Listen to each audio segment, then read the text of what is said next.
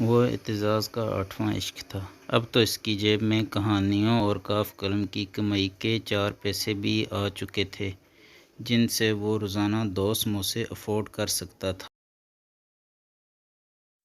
Digest ویسے بھی اعزازی مل جاتا اور یوں اچھی خاصی عیاشی کی زندگی گزر جاتی۔ پھر ایک رانگ کال کے نتیجے میں وہ ملی۔ بات فون سے ہوتے ہوئے تصاویر کے تبادلے پہ آن پہنچی۔ واٹس ایپیات میں دونوں طرف آگ برابر لگی ہوئی تھی، لیکن وہ ہمیشہ دھیمے سے مسکراتے ہوئے تصویر بھیجتی یا خاموش اداس سی۔